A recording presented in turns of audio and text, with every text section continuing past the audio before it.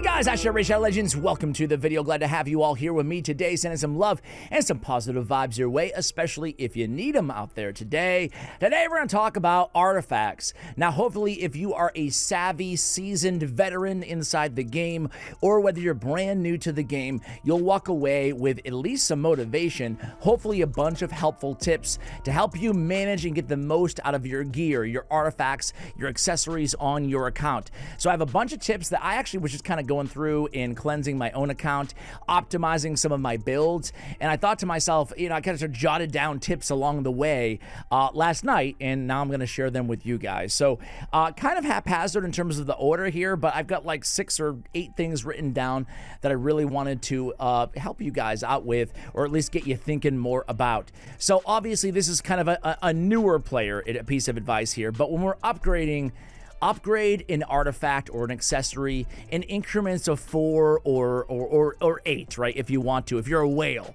or I guess if you're a real kraken, go to 12 right away. Have you guys ever instantly leveled an artifact to 16? It just looks so good that you rolled the proverbial dice. Yeah, boy. I have a few times, but it's not recommended. You want to use your levels as exploratory tools so you don't sink all your silver into artifacts or accessories. So think about it. This is an attack ring. Obviously, we want attack percentage, and we got lucky. Our first roll went to attack percentage. So if the way that I treat every artifact or every accessory on my account when I'm upgrading it is, I go in with the sentiment that I'm going to trash this artifact or accessory. I feel like too many players are like, okay, I'm going to keep it unless the rolls are really bad. I go in with the I'm going to trash it unless the rolls are really good. Hey, Kelly. Screw you. Excuse me? Screw you too. I'm almost treating it like I don't know, like a human being. And I'm like, hey, talk me into liking you. Is that a good analogy? I don't think so. But that's the mentality. So now I'm going to go to level 8. Okay. You get more info. This is like it's scripted. Another roll on attack. I'm starting to really like you a lot. More than a second date. I'm thinking I might take you home to mom, you know? She'll be okay. Let's go to level 12. Level 12. So when you get to level 12, all right, this video is a banger so far. I'm just going to say that. Let's go to level 12 now that we have a little bit of silver, right? And we got a trip attack. This is beautiful. This is a beautiful ring here we have on our hands. Holy is that real? Yeah. They say 3-year salary. Beautiful for an attack-based nuker, obviously. So, listen, this ring has talked me into it, right? But I guess if things had gone a little bit differently, let's just say the rolls went into defense, then the second roll went to defense, then the third roll went to attack percentage, and I was borderline, that's when I use Ascension as my next tool to allow the artifact or the accessory to talk me into it, right? So then I'll go Ascend. If I was on the fence, if I got attack, man, this is working out beautifully, right? If I got attack, that might be the difference maker to nudge me into keeping the accessory or the artifact if I get the Ascension stat that I want to, okay? Now let's pretend, goes on to my next tip here. First of all, this is as a tangible takeaway there, make sure you're talking make the artifact talk you into it, right? Think about it. It's better to take your time with artifacts and accessories than just trying to plow through, because that's how you trash really good artifacts, or that's how you upgrade and keep really trashy artifacts and waste your silver, right? So take your time, it'd be cool. Now that we have background battles, maybe run a little bit of background battles and then go in there and work on your artifacts, your optimization, and go through, by the way, and get rid of some of your leveled up artifacts that you kept for no reason, right? I think that we all do that. We all level up to 8 or 12 and think, maybe I'll use this someday. And then you go back a year later and you're like, yeah, what was I thinking? I'm going to trash that artifact. Anyway here, use the Ascension to talk you into it, right? Especially your first 2 levels of Ascension. Odds are if you farm Sand Devil and Phantom Shogun, you have plenty of the lesser of the, what is it called again? Lesser extract. So yeah, talk yourself into it. The next tip here, guys, is speed. Listen, this game is all about speed.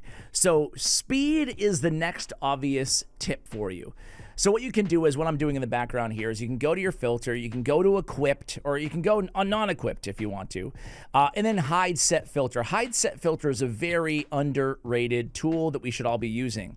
Hide set filter is going to put all of my artifacts into one messy, big category all by himself. And then what you want to do is you want to go to priority stats, and you want to put speed as the highest priority, right? Now, this is a great way to find good artifacts on your account if you're not using an optimizer. So you go in there again, speed, high priority. Speed is still everything in Raid Shadow Legends, man. We say this to brand new players, and we say this to veterans alike, right? It's all about speed. Listen, I'm stating the obvious here. To keep an artifact, the speed needs to be pretty damn good. If your end game, you're looking for a double roll on speed, you know? There's some exceptions, obviously. There's exceptions to every rule. There's some champions who want to build slow, but not a ton of them. For a piece of gear to be kept on your account, it needs to be really freaking good to have no speed on it. And sometimes they just sneak by, like this resistance boots, excuse me. Like these resistance boots. Like, how do these sneak by? Well, they're not going to sneak anymore. They're at the very bottom of the list, right? So I guess what I'm trying to say is you need to have a very damn good reason to keep an artifact that doesn't have good speed or any speed on it. So go through all your stuff down here. Now, this is a good one. Savage attack percentage with triple crit rate roll. In attack percentage as my ascension stat. It's a 5-star. There's no speed anywhere on these boots, but there's definitely they're worth keeping. You just need a really good reason. What type of champion will we put these boots on? I don't know, probably like a hegemon, right? He's going to go first automatically, and this is exactly what we want. Attack percentage with crit rate, right? Maybe an allele, you know, he gets turn meter boost from a Necrate or another buffer. I guess what I'm trying to say here, guys, is that, or Dark Elhain, another good example, right? She's going to go auto against freeze if you're using her against like Torments or something like that. So just have a good reason to keep anything without speed.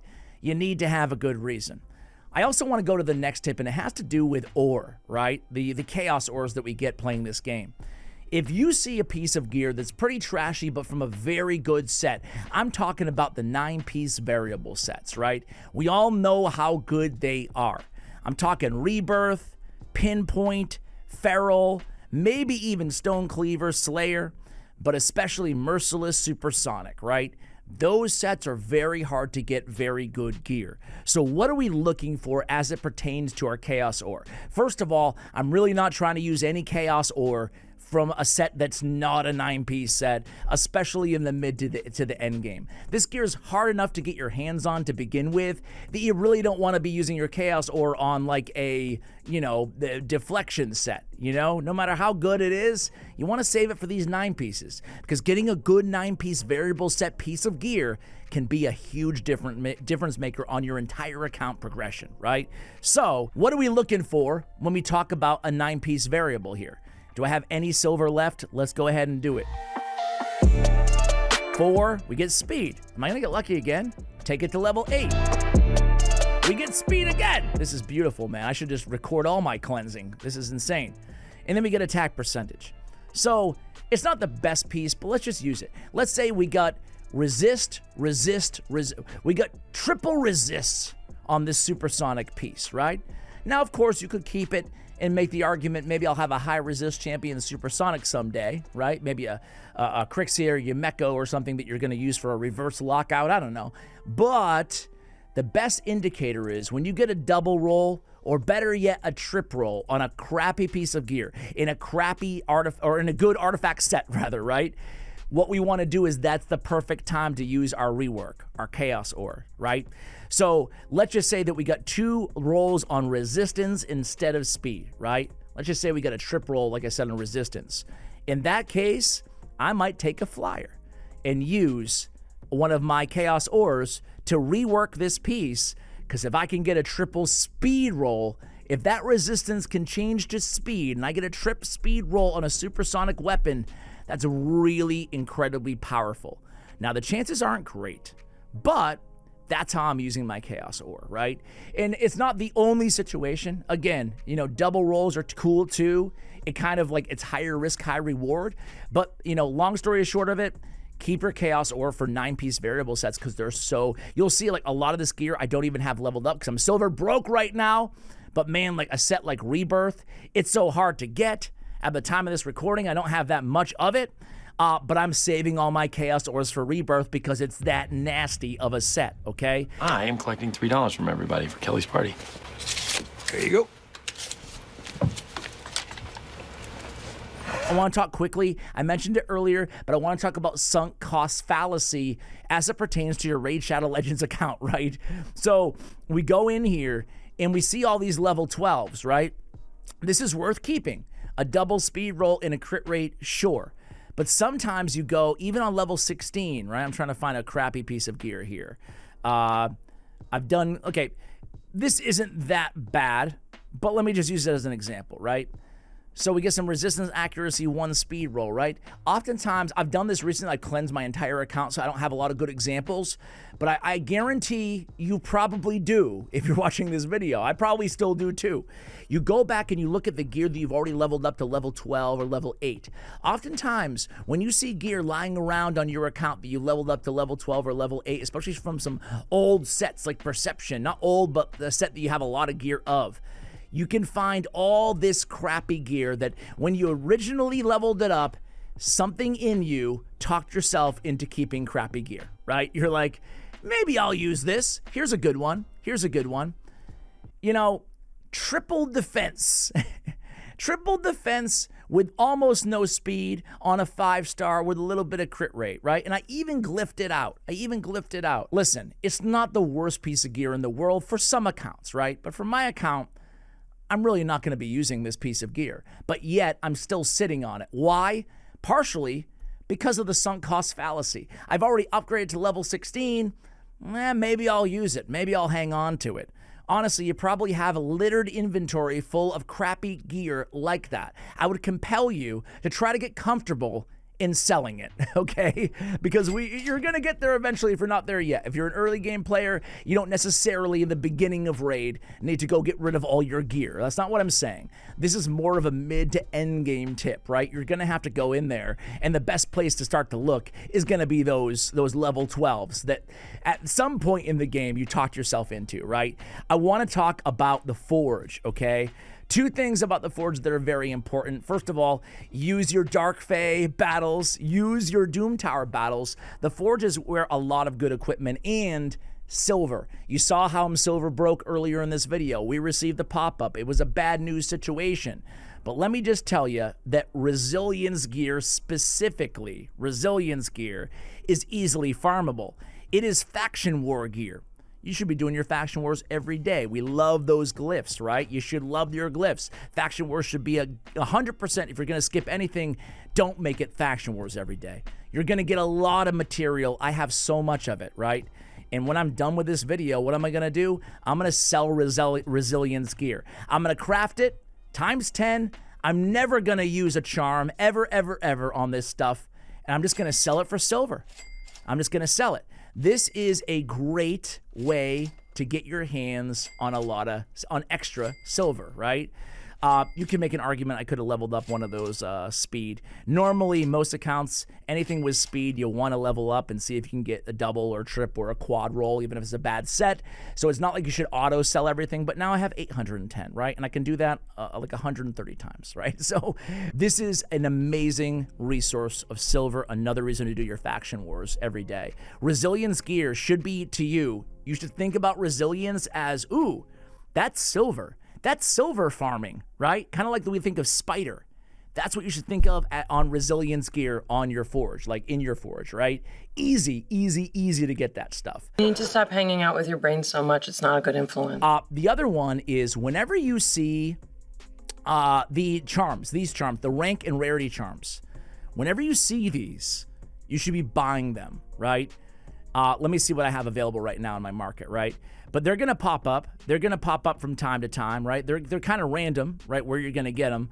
I find that in the Bazaar, you'll find them a ton, rank and rarity. They're on an unnecessarily long cooldown, and they're unnecessarily in gold, which is stupid. But if you're there and you see them, buy them, right? And the clan shop. I find them a lot in the clan shop. I don't have them right now, but basically it's a pretty easy tip. But in the market, right? Buy the silver every freaking time. I mean, that's a lot of damn silver. Make sure you purchase it in the clan shop. Keep your eyes on the clan shop and be a good clanmate, right? If you see that silver's in the clan shop, let people know, oh, the free refresh, I'm buying my silver. Energy, the same thing. Energy, this is not an artifact tip, but whatever. It's going to help you upgrade your artifacts. That's going to be, and then I even buy the rare skill tomes because they're fairly cheap and I use them for CVC points, right? So anyway, the charms, rank, and rarity, don't forge. This is obvious, but I'm going to say it anyway. Just like I said, don't use them for your deflection. Don't be going in and doing massive summonings for your perception gear, for God forbid your lethal gear, your bolster, your righteous, slayer, any of the really tough sets, the artifact pass sets, or anything that you really want to get good gear. Don't even bother forging it unless you're using the rank and rarity charms, right? You got to make those, they're hard. It's hard to get some of those materials. You need to make sure you're stacking every odd in your favor. And personally, for lethal, I'm using rank, rarity, mythical, and I'm using crit rate on my substat charm. That's how I farm all of my, or that's how I craft all of my lethal gear. On my perception sets, I go rank, rarity, mythical, and then if I have it, which I'm constantly out of it, but I'll go speed charm. Anyway, guys, I've given you a lot to think about artifacts, accessories-wise. Hopefully, I've been pretty comprehensive in this video. Hopefully, you'll be able to take something away from it. If nothing else, hopefully, I've motivated you to kind of recommit to best practices when it comes to artifacts and accessories. This will help level up your account. If you're struggling with progression, make sure you're doubling down on being very vigilant on how you manage your accessories and your artifacts. It's everything in this game. Thanks for watching till the end of the video. Much love, and as always, take care, guys.